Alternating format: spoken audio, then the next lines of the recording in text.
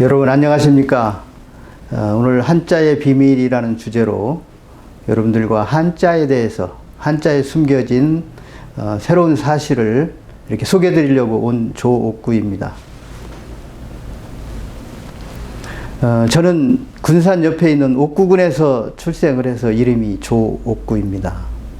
중학교에 진학을 해가지고 학교에 갔더니 우리 그 이사장님께서 방송으로 제 이름을 부르셨어요.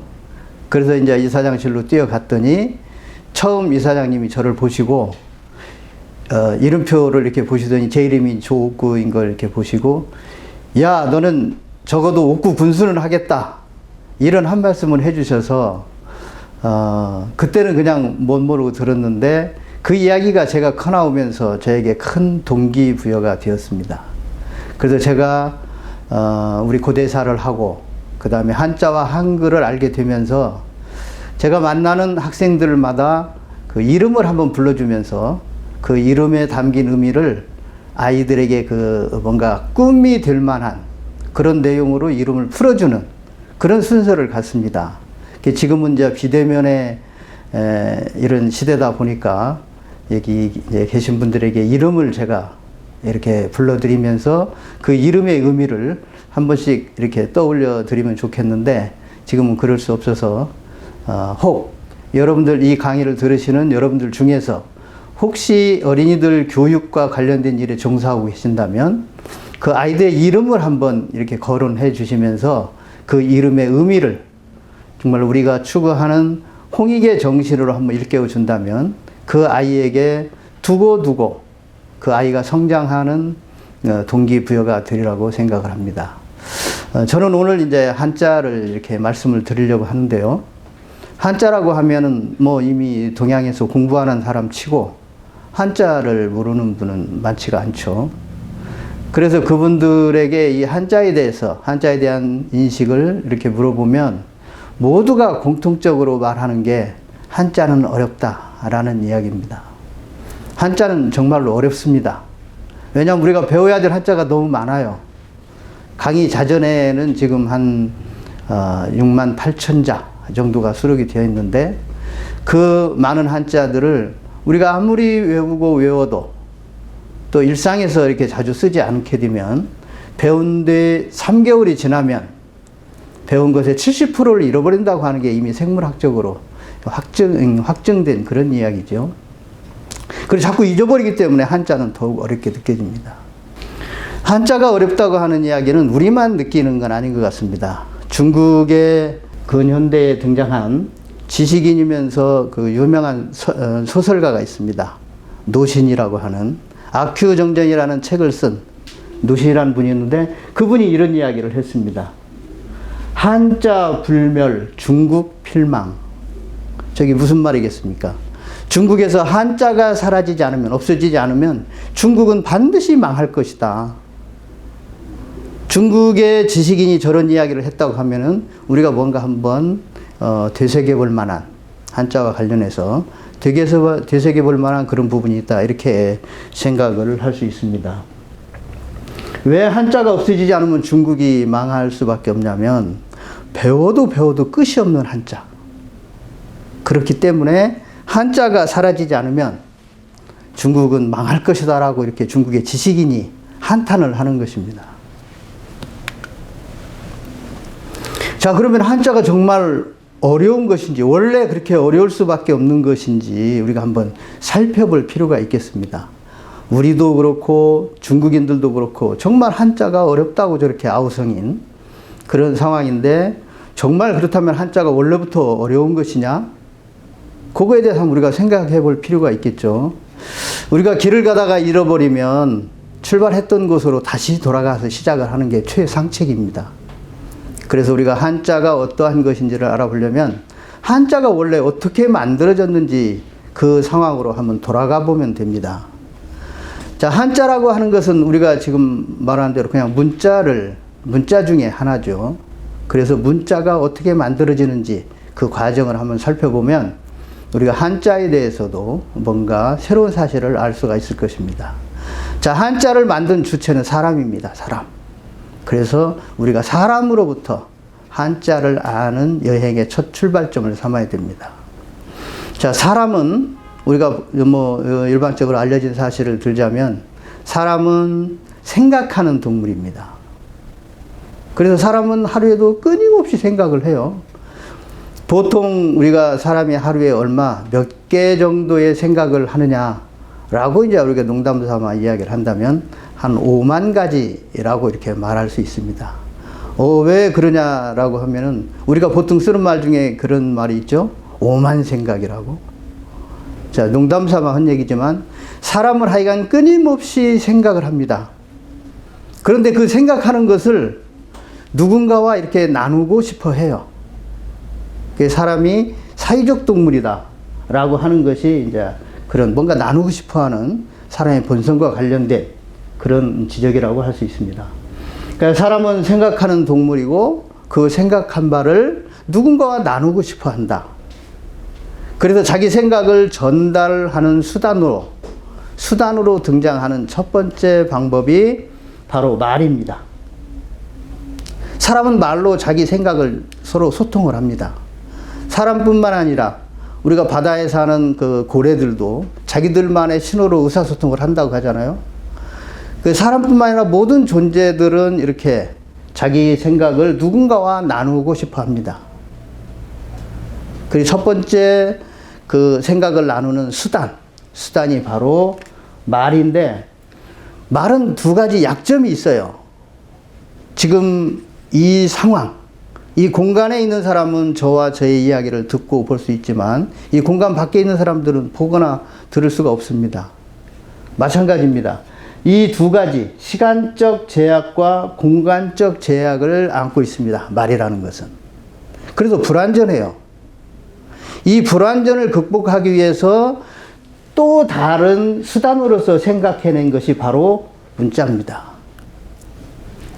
그래서 문자 속에는 바로 이 말의 시간적, 공간적 제약을 극복할 수 있는 방법이 담겨 있어요. 그 방법이 바로 뭐냐면, 여기서 이제 제가 그릇이라고 이렇게 표현을 했습니다. 그릇이라고 하는 것은 이렇게 뭔가를 담아놓기 위해서 만든 것입니다. 그래서 문자는 그릇이다. 따라서 문자 속에는 이 말이 담겨 있다. 그런데 말이라고 하는 것은 우리가 그 생각을 전달하는 수단이라고 이렇게 말씀드렸습니다. 자, 우리 문자와 관련해서는 이렇게 세 가지 얼개를 우리가 떠올릴 필요가 있어요. 사람은 생각하는 동물이고 그 생각을 누군가 나누고 싶어 하는데 나누는 수단이 바로 말이다. 그런데 말은 그 두 가지 측면에서 불완전하기 때문에 그 불완전을 극복하기 위해서 담아놓은 그릇이 문자다. 자, 이런 측면에서 볼 때 문자라고 하는 것은 그 생각을 전달하기 위해서 만들어 온 최적의 수단입니다. 그리고 여기서 우리가 특히 주목해야 될 것은 바로 문자라고 하는 것은 생각을 전달하는 것이 목적이라고 하는 저 부분을 우리가 주목할 필요가 있습니다. 자, 전달. 문자는 생각을 전달하기 위해서 만드는 겁니다. 그래서 생각이라고 하는 것은 특히 생각이라고 하는 것은 보이지를 않습니다. 그런데 보이지 않는 것을 어떻게든지 전달하기 위해서 만드는 것이 문자이기 때문에 문자는 생각을 전달하는데 가장 좋은 방법을 취하게 됩니다. 따라서 문자가 만약에 어렵다면 그 속에 담겨 있는 이 생각을 전달하는 최적의 조건이 될 수가 없어요. 그래서 여기서 우리가 한 가지 한자가 어렵다는 것에 대해서 말할 수 있는 것은 초기에 만들어진 문자는 절대 어렵지가 않다. 왜냐하면 내가 어려운 생각을 전달하는데 더 어려운 어떤 문자라고 하는 것을 이용했다.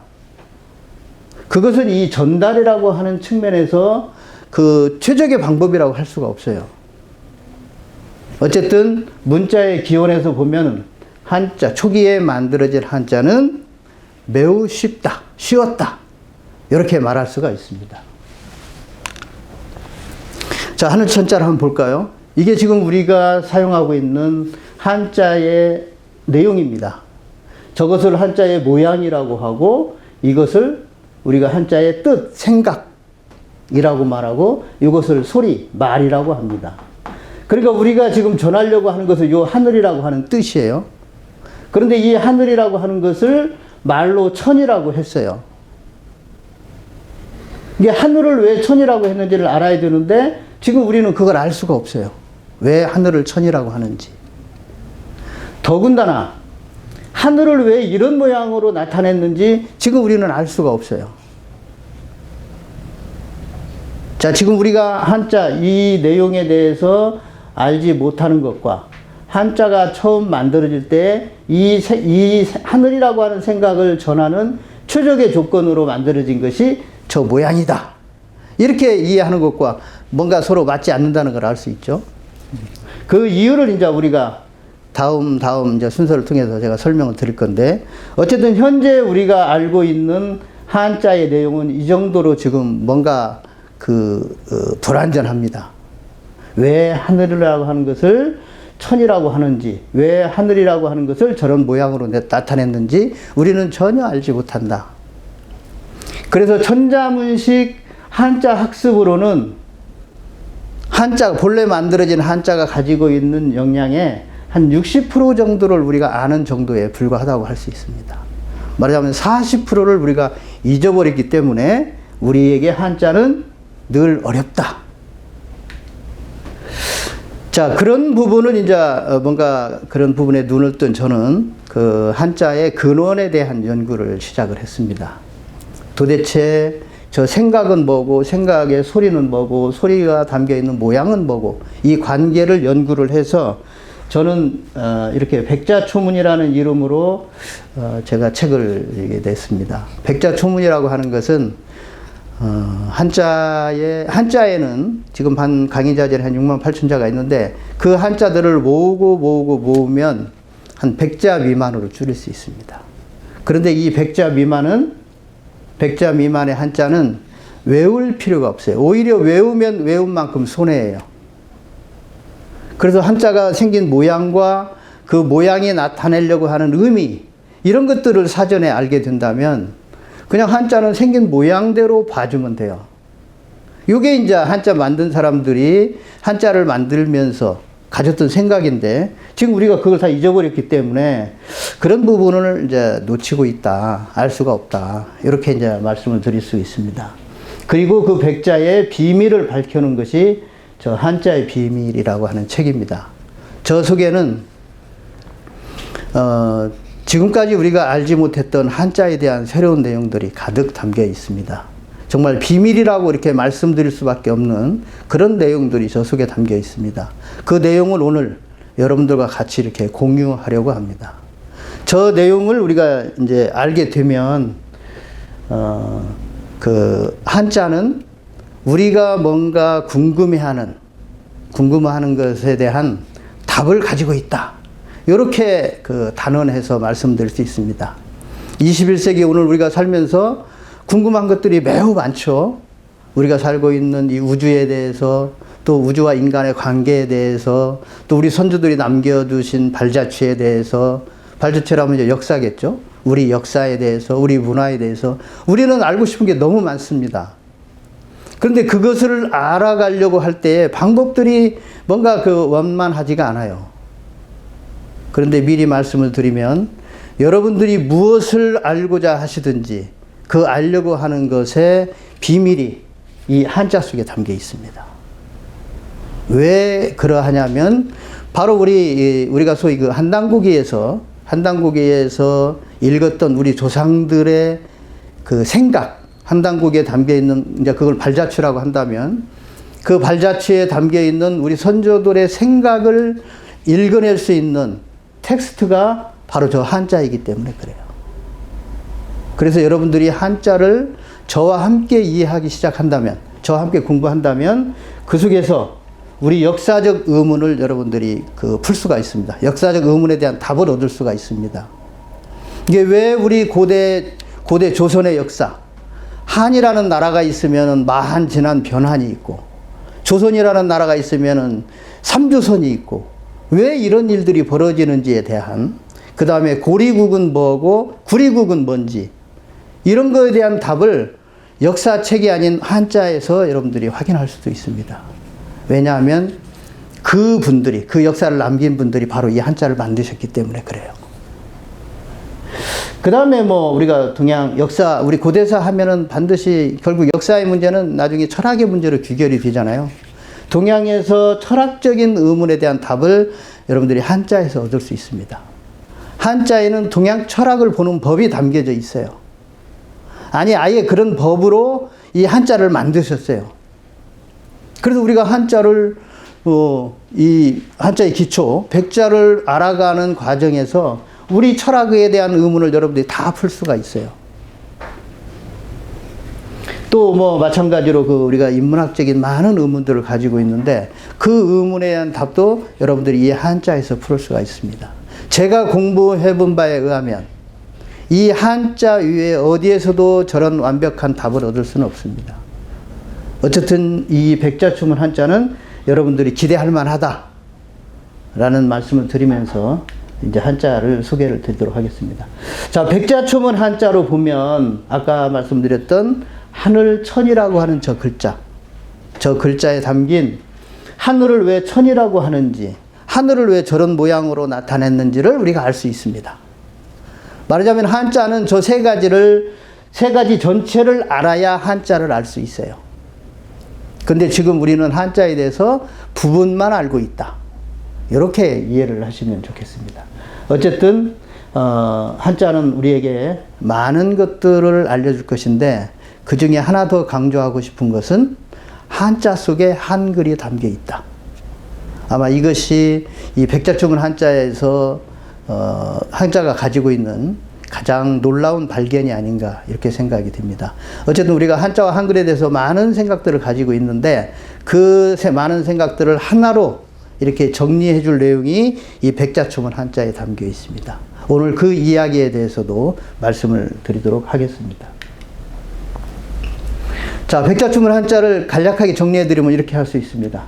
한자를 만드는 순서가 있다. 말하자면 한자가 시작되는, 한자라고 하는 많은 문자가 시작되는 출발점이 있다. 시작점이 있다. 그 시작점은 하늘이다. 하늘에서부터 땅으로, 땅에서 그 다음에 만물로, 이렇게 한자를 만드는 순서가 있다. 그 다음에 한자는 소리로 표현된 생각이다. 그래서 우리가 보통 한자는 뭐 뜻글자니까 소리는 의미가 없다. 이런 식으로 우리가 배웠습니다. 저도 그렇고 또 여러분들도 그렇게 배웠을 겁니다. 근데 그 거짓말입니다. 한자는 이 소리로 표현된 생각입니다. 그래서 소리가 한자의 생명입니다. 근데 지금까지는 한자에서 소리를 사람들이 잘 알기가 어렵고 또 가르쳐주지 않으니까 그걸 우리가 몰랐어요. 잃어버렸어요. 그러다 보니까 글자와 생각을 연결하는 연결고리가 소리인데 그 소리를 우리가 무시해버리니까 한자를 알 수가 없어요. 그만큼 이 뜻과 소리는 긴밀하다. 그래서 한자에도 음가가 한자의 생명입니다. 그런데 더 놀라운 것은 한자는 저렇게 하나씩 전부 음가가 담겨 있습니다. 하늘 천 하면 천이라고 하는 음가. 그런데 이 천이라는 음가가 현재 우리 한국 사람이 쓰고 있는 우리말이에요. 그래서 한자는 전부 우리말로 봐야 됩니다. 우리말로 보기만 하면 우리 한국 사람들은 금방 알 수 있어요. 왜? 우리가 지금 쓰고 있는 우리말이니까. 자, 그런 점들이 이제 또 말씀을 드릴 거고요. 그 다음에 한자의 모양은 그릇이다, 그릇. 그릇이라고 하는 것은 여기도 이 그릇이 있습니다. 이 그릇이라고 하는 것을 다른 말로 우리가 표현을 하면은 형상, 이렇게 말할 수 있어요. 우리 생각이나 말은 형상이 없습니다. 그러나 문자는 그릇이기 때문에 그릇은 반드시 이런 형상이 있어요. 그래서 아마 여러분들이 이 그릇이라고 말할 때 그릇을 그릇으로만 생각하지 말고 이 그릇이라는 말을 만든 사람들의 형상이라는 의미를 하나 더 이렇게 여러분들이 기억을 한다면 우리 한민족의 선조들의 생각을 읽어내는데 큰 도움이 될 것입니다.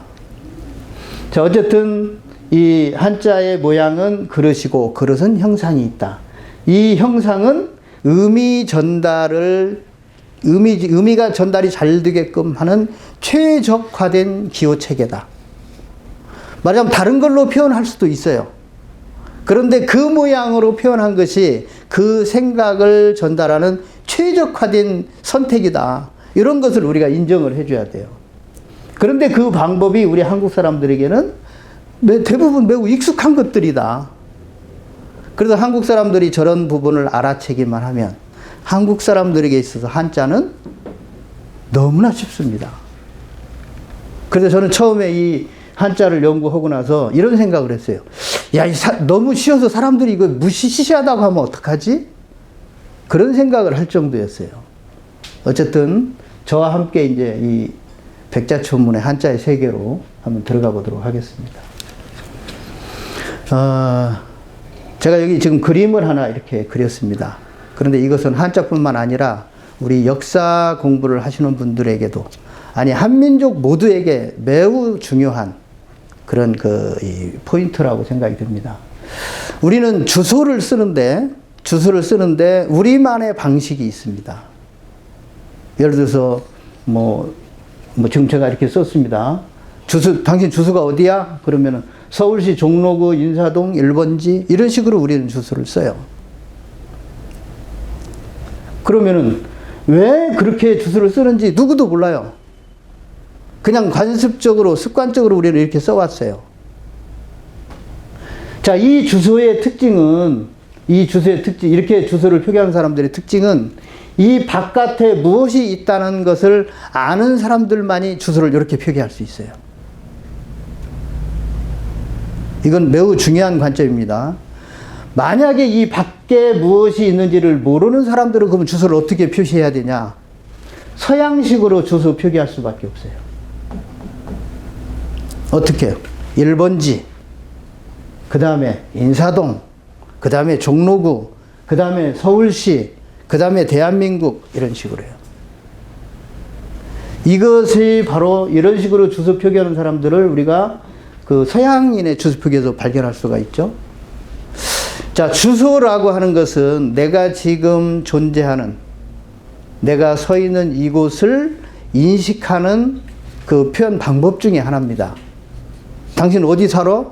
그것은 나는 지금 여기 있는데 한국 사람들은 여기에서 여기로 줄여오면서 밖에서 안으로 들어오면서 자기를 표현하는 방식으로 자기를 주소를 쓴다.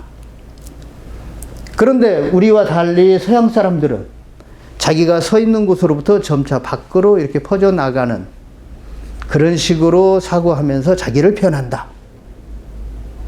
그래서 이 두 종류의 생각하는 방식, 사고방식의 차이 때문에 동서양의 철학에서 엄연한 구변이 생깁니다.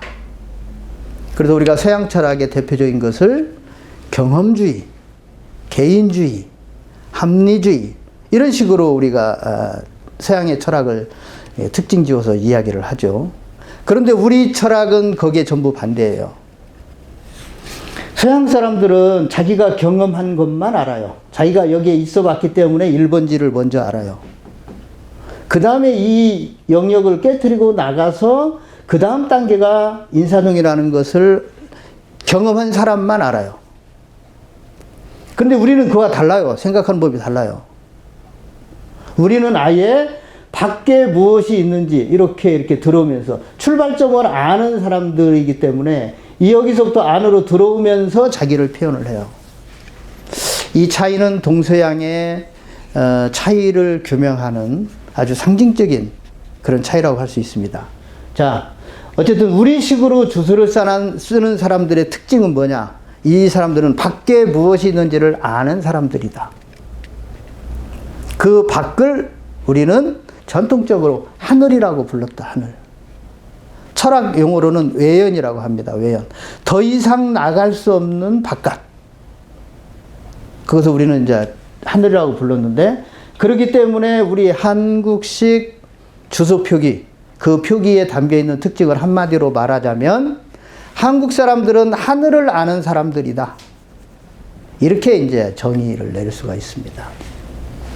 자, 여러분, 우리는 한국 사람이고 한국 사람의 사고방식의 특징은 하늘을 아는 사람들입니다. 이 점을 우리가 꼭 기억할 필요가 있겠습니다. 자, 이것을 뭐 논리학에서 말한다면은 연역법과 귀납법으로 설명할 수 있겠죠. 한국식 사고방식은 연역법식입니다. 서양식은 귀납법. 그 다음 깨달음도 두 가지 방식이 있습니다. 도노 점수가 있고 도노 돈수가 있고, 서양식 주수표기, 저런 인식의 방법이 도노 점수식 깨달음입니다. 하나 깨닫고 그 다음 또 깨닫고 그 다음 나아가서 더 큰 걸 깨닫고. 그런데 도노 돈수라고 할 때의 깨달음은 아예 처음부터 이 통째로 전체를 깨달아 버리는 거예요. 자, 어쨌든 사고방식에는 두 가지가 있다. 서양식과 동양식. 우리식, 동양식의 사고방식의 특징은 하늘을 아는 사람들의 표현 방식이다. 이것이 사실 우리 한민족의 정체성입니다. 그 정체성에서 우리의 모든 사고, 역사, 문화, 그 다음에 인문학, 이런 것들이 전부 출발하는 거예요. 이 출발점을 우리가 하나 기억할 필요가 있습니다. 그 다음에 또 하나 먼저 우리가 사전에 알아야 될 것이 있습니다. 자, 제가 무게를 이렇게 소개를 하고 있습니다. 무게가 작용하는데 이걸 이제 이 물건의 무게는 항상 이 위에서 아래로 작용을 합니다. 그래서 무게는 이제 방향성이 있어요. 방향성이라고 하는 것은 출발점과 돌아가는 점, 이 두 개가 있습니다. 자, 이 두 개를 그림으로 표현하면 이렇게 할 수 있습니다. 이게 지금 이 하늘은 우리가 지금 육안으로 보이는 이 하늘이라고 생각하는 저것. 그 다음에 저기에 점으로 표시된 지구의 핵이 하나가 있습니다. 저 핵은, 자, 무게 중심이 지금, 무게가 이렇게 지구의 중심을 향해서 지금 작용을 하고 있어요. 그러면은 만약에 이 방향으로 계속 내려간다고 하면은 지구 저 바깥으로 뚫고 나가야 되는데 이 무게 중심은 뚫고 나가지 않고 지구 어느 곳에서 무게가 작용을 하든지 간에 저 지구의 중심으로 보여져요. 저걸 뭐라고 부를 거냐? 이 두 가지를 무게가 오는 곳과 무게가 돌아가는 곳, 이 두 가지 곳이라고 하는 거에 대해서 우리가 일단 의식을 해야 됩니다.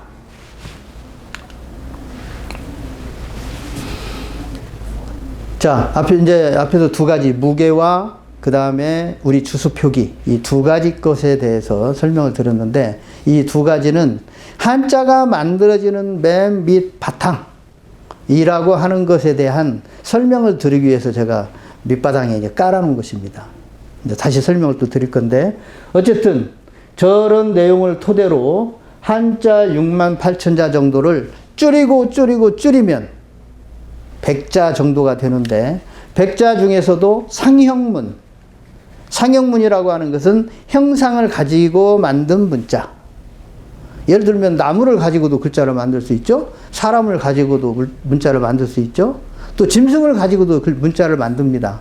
그런 모양을 가지고 만든 문자를 한 80여 개 정도를 이렇게 재하면 남는 글자가 여기에 나와 있는 이 14자입니다. 여러분들 이 14자를 한번 기억해 줄 필요가 있습니다. 아마도 그 동양의 비밀이라고 하면, 아까 이제 우리가 알고자 하는 모든 것이 한자 속에 담겨 있다고 말씀드렸는데, 그 알고자 하는 모든 것이 바로 이 동양에서는 이렇게 14자로 표현이 됩니다. 우리 역사가 이 판 위에 있고, 우리 동양 철학이 이 판 위에 있고, 우리 문화, 의식주 문화가 전부 이 판 위에서 만들어집니다. 그리고 또 한자는 이런 모양과 상형문이 서로 결합해서 또 한자를 만들어요. 그런데 그런 글자를 만들 때에 만든 사람들의 생각, 도대체 어떤 생각을 가지고 이런 재료를 섞었느냐, 그 생각의 토대가 또 바로 이거예요. 그래서 한자는 이 기초 14자를 아는 사람과 모르는 사람으로 구별할 수가 있습니다. 만약에 한자로 평생을 뭔가 직업 삼아 학문을 했다 하더라도 이 기초 14자를 모르면 그분은 한자를 모른다고 말할 수 있어요. 자, 그런 의미에서 지금까지 한자 학습이 어려울 수밖에 없는 거예요. 왜냐하면 어렵기 때문에, 잘 모르기 때문에 어때요? 무조건 외우라고 할 수밖에 없어요. 우리도 한자 그렇게 배웠잖아요. 하늘 천자 써놓고 집에 가서 10번 써오기. 그런 건 이제 지금 와서 보니까 그런 건 공부가 아니에요. 왜 하늘을 천이라고 하는지, 왜 하늘을 저런 모양으로 나타냈는지 이것을 설명을 해주는 게 공부지, 가르치는 거지. 그것을 우리가 지금까지 알 수가 없었어요. 그런데 그것을 아는 비결이 바로 이 기초 14자 속에 담겨 있습니다. 그래서 동양학의 핵심이라고 할 수 있습니다. 이 내용이. 한민족의 정체성을 담고 있는 기호 체계라고 할 수 있습니다.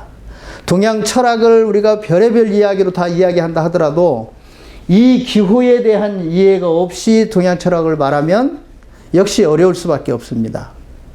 우리가 동양 철학에 대해서 늘 어렵게 생각하는 것은 이런 기준을 모르고 동양 철학을 듣기 때문에 그래요. 하여간 뭔가를 아는 비밀을 담고 있는 것이 바로 백자추문 한자다. 이렇게 이제 말씀드릴 수가 있습니다. 자, 백자추문을 이제 우리가 할 건데 기초 14자를 우리가 이제 집중적으로 할 겁니다. 왜냐하면 저걸 아는 것이 한자를 아는 거고 저걸 모르면 한자를 모르는 거예요. 근데 역시 그 부분은 우리에게 생소하기 때문에 비교적 쉬운 상형 문자를 먼저 한번 이렇게 제가 소개를 드리고 지나가도록 하렵니다. 자, 우리가 이제 문자, 인문, 뭐 이런 표현들을 쓰죠. 문명, 문화, 이런 말들을 쓸 때에 그 핵심 코어가 바로 저 문이라고 하는 우리 말이고, 그 다음에 또 문자로는, 한자로는 저 모양을 씁니다. 근데 저 모양의, 지금 모양과는 좀 많이 달라졌죠. 저 모양을 고대 이 한자가 만들어지는 당시에는 이렇게 썼습니다. 위에 있는 두 형태로. 이게 저 모양은 언제 출발했냐? 이렇게 이제 여러분들이 묻는다면 BC 2517년경이라고 이렇게 정확하게 말씀드릴 수 있습니다. 왜냐하면 문자는 그렇게 정확한 데이터 위에서 뭔가 설명할 수 있는 그런 기준이 그 속에 다 담겨 있어요. 그 정말 놀라운 문자는 놀라운 사료다. 우리 고대사를 연구하시는 분들에게도 이 문자는 놀랄만한 정확한 1차 사료다. 이렇게 말씀드릴 수 있어요. 어쨌든 저 모양이 지금 문자의 최초의 글자입니다. 저 모양을 보면 우리가 문이라고 하는 것이 뭔지를 이제 제가 설명드리면 뭐 금방 알 수 있어요. 일단 여러분도 보시면서 뭔가 짐작하는 바가 있을 수 있습니다. 자, 일단 좌측에 저 문자를 한번 보시죠. 모양을. 어떤 특징이 있습니까? 아래 부분에 사람이다. 그런 특징을 우리가 하나 읽어낼 수 있죠. 그 다음에 그 사람의 머리 부분이 어떻게 되어 있습니까? 이렇게 둘로 갈려져 있습니다. 둘로 나뉘어져 있습니다. 그 나뉘어진 사이로 뭔가가 교차해서 내려오는 듯한 그런 모습이 보이죠? 자, 저 머리에 있는 저 갈라진 저 부분이 우리가 통상 문이라고 할 때 문의 개념입니다. 자, 이 공간과 저 공간을 연결해주는 저 출입문. 그 출입문과 똑같은 의미로 지금 여기에서 보면은 저 문자를 쓰고 있다는 걸 알 수 있어요. 그러니까 문이라고 하는 것을 저 글자를 처음 만든 분들은 사람의 머리에도 문이 있다라고 생각을 한 거죠. 그래서 사람의 머리에 이 위에 있는 문이 열리고 그 열린 문으로 지금 저 모양은 위에 있는 하늘에서 지금 사람의 몸속으로 뭔가가 이렇게 들어오는 모양을 저렇게 나타냅니다. 그러니까 사람의 머리에 여기에 문이 있다라고 생각한 사람들이 저 글자를 만들었다 이렇게 말할 수 있죠. 근데 실제로 지금 한의학에서는 우리 여기에 있는 혈자리 이름이 이 정문 앞에 있다 해서 전정, 정문 뒤에 있다 해서 후정, 이런 혈자리 이름들이 있습니다. 그건 뭔 얘기냐면 한의학에서는 여기를 지금도 문으로 보고 있다. 그런데 저 문자라고 하는 글자를 만든 분들이 그런 개념을 가지고 저 글자를 만들었어요. 저 모양이 이제 점차로 변합니다. 그래서 지금 요런 모양, 요런 모양, 요런 모양으로 이렇게 변하다가 지금의 이제 문자로 이렇게 변해 오는데, 자, 이 글자에서는 우리가 또 주목할 만한 부분들이 있습니다. 요 모양을 한번 여러분들이 보시죠. 이게 이제 사람의 지금 이 내면을 지금 말하는데, 사람의 내면에 뭐가 들어있냐면 해가 들어있다는 걸 알 수 있죠. 해. 이 모양은 심장을 지금 나타내기도 하고, 그 다음에 여기서는 더 심장이 더 명확하게 드러나네요. 심장의 표시이기도 하고, 그런데 그 심장이 해로 표현이 되었다. 여러분 천부경에 뭔가 떠오르는 구절이 있죠? 이게 바로 천부경에서 말하는 본심 본태양입니다. 이게 우리 마음은 태양과 같다. 그런 인식을 가진 사람들이기 때문에 문자를 만들면서 우리 몸 안에 있는 마음을 해로도 바꾸어서 저렇게 표현할 수가 있는 거예요. 이게 이 고대 문자는 우리 천부경과 관련해서도 강력한 뭔가 주장을 하고 있는 이런 요소들을 담고 있습니다. 자, 어쨌든 여기서는 우리가 지금 글월문이라고 하는 문자의 그 옛 글자를 지금 보고 계신데, 이런 식으로 만들었기 때문에 옛 글자는 어렵지 않다. 문이라고 하는 말과 저 모양을 결합하면 금방 할 수 있다, 우리는, 한국 사람은.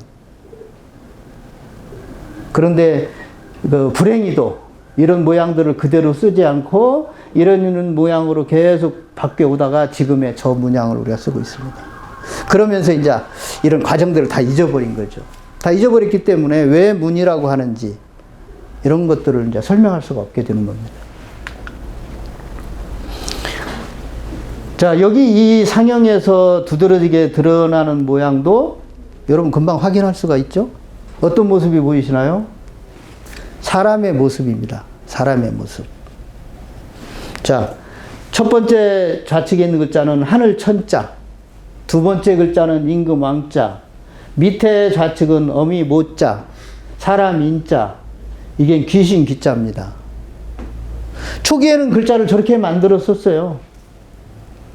그래서 저 모양을 보면은 사람들은 금방 말하려고, 이 사람이 말하려고 하는 그 생각을 금방 알아챌 수가 있었어요. 그런데 이제 저 모양들이 지금 저 위에 있는 글자로 다 바뀌면서 전혀 딴 글자들이 돼 있죠. 자, 어쨌든 하늘을 이렇게 사람의 모습으로 나타냈다. 어떤 생각을 가지고 있는 사람들이어서 도대체 사람으로 하늘을 저렇게 표현할 수 있을까요? 그런 거 이제 우리가 좀 상상을 해야 될 필요가 있습니다. 도대체 사람을 어떻게 보길래 요 하늘이 땅에 내려오면은 임금으로 저렇게 표현을 했습니다. 뭐죠? 임금의 정체가 뭐죠, 그러면? 자, 더 놀라운 것은 이게 어미 모자입니다. 어미모. 어미 모자인데 특징이 뭐예요? 사람은 사람인데 머리 부분을 세 가닥 이렇게 뭔가 줄기로 이렇게 이야기를 했죠. 이 부분은 우리가 모내기, 모짜리판, 이게 이제 그 농사철에 우리가 모내기를 하는데, 모내기를 하기 위해서 모판에서 이제 모를 쪄내잖아요. 그 모가 어머니를 모라고 하는 것과 같은 의미입니다. 그래서 여기서 어머니를 이렇게 표시한 것은 이게 싹을 말합니다. 싹. 모판에서 자란 모싹. 그럼 어머니를 왜 모라고 하느냐? 이런 부분을 이제 우리가 알 수가 있겠죠. 어머니를 왜 모라고 하냐면 여성 중에서도 싹. 여성의 싹은 뭐겠어요? 자식을 말해요. 자식을 낳은 여자를 어머니라고 하는 거예요. 자, 뭐 이건 사람의 자인데 사람의 모습을 사람의 옆모습을 가지고 저렇게 만들었다. 보통 우리가 줄에 가면은 사람 인자를 가지고 두 사람이 서로 기대 살도록 만들어졌다라고 하는 설명은 이 인자를 보는 순간에 사실이 아니라는 걸 우리가 알 수 있죠. 이 사람 인자는 사람의 옆모습입니다. 옆모습의 특징은 위에 두 글자가 정면의 모습이라는 것과 관계가 있습니다. 사람의 모습을 정면으로 해서 하늘천 임금왕, 옆면으로 해서 사람인, 뭔가 사람이지만 둘로 구분했다는 걸 알 수 있겠죠. 그 다음에 이건 귀신 귀자입니다. 귀신 귀자. 자, 귀신 귀자인데 이 모양에서 우리가 조금 뭔가 괴이하다고 느껴질 만한 부분이 있습니다. 뭐가 보이시나요? 양쪽에 있는 귀. 귀가 너무 비정상적으로 크게 그려져 있죠? 왜 그랬을까요? 이것은 우리가 이 글자를 귀신이라고 읽는 것과 관계가 있습니다. 우리 귀와 귀신의 귀가 서로 뜻이 같다. 이런 의미예요. 그래서 한자에서는 우리 말이 같으면 뜻도 같다. 이렇게 말할 수 있어요. 한자의 음가가 같으면 뜻이 같을 확률이 매우 높습니다. 자, 상형문, 재밌는 상형문을 여러분 보고 계십니다. 무슨 모습이 떠오르시나요? 자, 용용자를 글자가 만들어지던 그 시기에는 이렇게 썼습니다. 무슨 모습일까요? 지금은 저 위측에, 좌측 위에 있는 저 용용자를 보시면 뭔가 매우 복잡하죠? 그런데 용용자를 처음에는 이렇게 썼어요. 그리고 이 내용은 뭐냐면 가면입니다. 가면. 그래서 용용자의 정체는 가면에 담겨 있어요. 그리고 이 용용자가 가면으로부터 비롯됐다는 걸 알아야 왜 용이 임금을 나타내는지도 우리가 알 수 있고, 이렇게 동양 문명이 안고 있는 뭔가 신비로움을 우리가 다 찾아낼 수가 있어요. 신비로움 속에 감춰져 있는 진실을. 자, 어쨌든 상형문자는 우리에게 참 많은 것들을 말해줍니다. 자, 저건 고기어자입니다. 그냥 고기를 가져다가 저렇게 고기어자를 만들었어요. 그 다음에 이건 집가자입니다. 집 안에 돼지가 이렇게 누워있죠. 그래서 이전에 어떤 분은 우리 한자가 우리 한국 사람의 글자다. 그러면서 늘 이 집가자를 가지고 설명을 했어요. 그러면서 밑에는 돼지를 기르고 위에는 사람이 사는, 지금도 제주도에서는 돼지를 그렇게 기른다. 그걸 보면은 이 한자가 우리 선조들이 만든 거다. 이렇게 이야기를 했어요.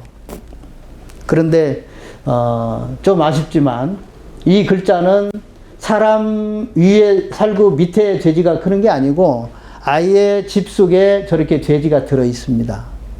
그리고 저 돼지는 토템입니다. 토템. 우리 한민족의 고대의 여러 토템 중에 하나. 소, 양, 말, 돼지, 이런 토템 중에 하나이기 때문에 이 글자는 토템을 알아야 집가자를 설명할 수가 있어요. 근데 이제 그 의욕이 앞서서 저 글자만 보고 이제 한자가 우리 글자다 이렇게 이제 말하신 적도 있죠. 자, 저 좌측에 있는, 우측에 있는 저 글자는 우리가 지금 조선할 때 조자입니다. 지금의 글자와 다른 부분이 있다면 글자 윗부분, 요렇게 요 모양이 지금 사라졌다는 걸 알 수 있죠. 고대에는 저렇게 썼고, 조선총독부에서 자료집을 하나 냈는데 그 자료집 제목에는 이 한자를 쓴 것을 제가 본 적이 있습니다. 자, 저 위에 있는 저 글자가 사실은 우리 조선의 조자의 정체를 말해주는 건데, 저 글자가 사라짐으로써 지금 있는 저 조자가 이상하게 되어버렸어요. 이 조자는 여기서 이 배주자만 빼면 이게 해돋을 간자입니다. 간. 간이라는 우리말은 간다, 갔다 이런 뜻이에요. 이게 해가 돋을 때에 우리 선조들은 가는 곳이 있었어요. 그 가는 곳에 가서, 여기는 저 배주자인데 이 배주자는 원래는 이 물에 떠다니는 배가 아니라 술잔을 의미합니다. 술도가니에 떠 있는 술잔. 그러니까 조자의 정체는 뭐냐면, 해가 돋을 때는 우리 조선의 선조들은 해가 돋으면은 가는 곳이 있다. 그곳에 가서 잔을 올린다. 이것이 어딜까요? 사당을 말합니다. 사당. 사당. 해돋이가, 해가 돋으면 우리들은 의뢰에 집 밑간에, 여기서는 이제 종묘겠죠. 종묘에 가서 이게 하루를 시작하는, 예를 올리는 요 글자가 이제 우리 조선의 조자입니다. 그리고 이것은 새 조자 또는 새 추자의 옛 모양입니다. 그냥 새의 모양입니다. 이처럼 상형문은 형상으로 우리에게 말해주는 것이 명확하기 때문에 글자를 만드는데 매우 유용한 방법으로 쓰이고 있습니다. 한자는, 문자는 전달을 위해서 만드는 거라고 그랬죠. 그 전달을 위해서는 이렇게 뭔가 바로 보여지는 게 있어야 됩니다. 그런데 이제 이것들도 보는 법을 우리가 잃어버렸기 때문에 지금 어렵기는 하지만, 한자가 만들어질 당시에는 보면은 이렇게 서로 알도록 아는 소재들을 가지고 글자를 만들었습니다. 자, 여러 개의 상형문을 제가 이렇게 여기다가 표시를 좀 했습니다. 여러분들이 이제 앞서 우리가 보았던 이런 글자들도 있고 중복되기는 하는데, 어쨌든 이 글자들은 사람의 모양을 가지고 만든 한자들이다, 이렇게 말씀드릴 수 있어요. 저 속에 전부 사람이 하나씩 들어 있습니다. 자, 왜 이렇게 사람을 가지고 문자를 많이 만드느냐? 여러분 생각을 해보세요. 내가 뭔가 지금 생각을 전달을 해야 되는데, 전달을 쉽게 하기 위해서 어떤 도구를 사용한다면, 어떤 상징을 사용한다면 뭐가 제일 좋겠어요? 바로 너도 하고 나도 하는 그런 것들. 근데 사람은 어때요? 두 번 설명이 필요가 없잖아요. 그래서 이렇게 사람을 가지고 만든 한자들이 많습니다. 그래서 사람을 아는 게 한자를 아는 데 도움이 되고, 한자를 알면 사람을 알 수가 있습니다. 자, 이 글자들은 여기서 공통적으로 보이는 모습이 있습니다. 어떤 모습이 혹시 보이시나요? 자, 여기에는 손의 모양이 하나씩 다 담겨져 있습니다. 손의 모양. 손의 모양은, 자, 여러분 손이나 내 손이나 손의 모양, 손이 하는 것은 다 동일하죠. 그래서 이것은 두 번 설명이 필요가 없습니다. 손을 이렇게 손의 모습을 보이는 순간에, 저 사람이 지금 뭘 하려고 한다는 것을 우리가 알아차릴 수가 있어요. 그처럼 전달에 용이하기 때문에 손의 모양이 한자에 많이 등장을 합니다.